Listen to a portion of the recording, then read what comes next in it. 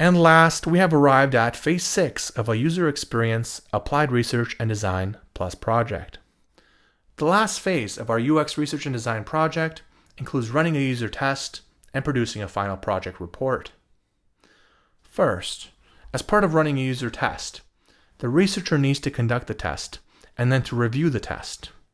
When running the user test, the goal is to discover the remaining issues with the prototype. Through the review, it becomes clear what still needs to be fixed with the prototype. Then the findings need to be documented.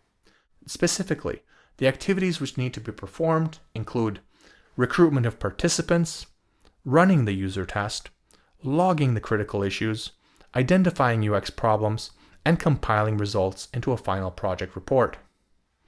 After running the user test, the researcher should quickly look at the findings and figure out which issues would be easy to fix and which issues would be difficult to fix.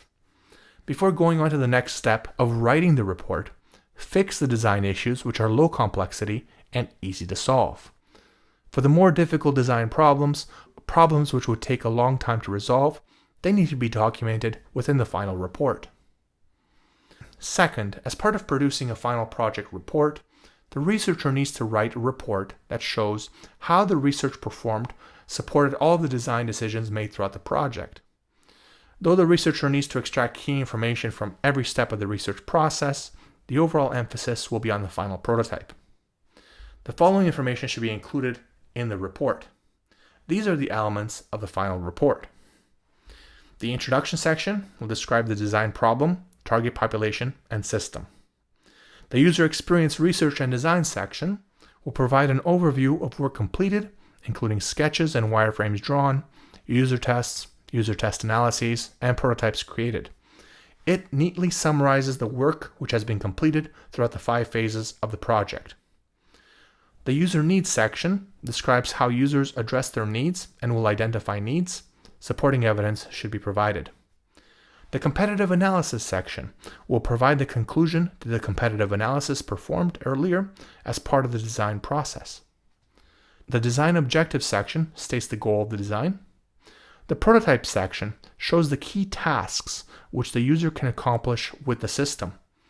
It should include images of the interface or screens, as well as images of the task flows. The first user section should consist of the goals, process, findings, recommendations, and conclusions from the first user test. The section can discuss the design decisions and why they were made. The last user test section should consist of the goals, process, findings, recommendations, and conclusions of the last user test. The section can discuss the design decisions and why they were made. The resolved issues section should include expertise gained from the exchange of information with the users and how the design created effectively supports user interaction. The unresolved issues section should include the problems which were not addressed and the potential solutions for the next variants of the design. The additional information section should include any other relevant or key data discovered throughout the project. There are certainly a lot of elements within a project report. Now, I just want to congratulate all of you because you have arrived at the end of the course. Though we will not be able to provide a sample of the Phase 6 Final User Experience Report within this course, we hope that you use the examples and detailed information provided within this course as a model or template for your future user experience research and design projects. Do not hesitate to come back to this course and use it as a refresher and a resource whenever a new UX challenge presents itself. Again, thank you for registering this course and for completing the course.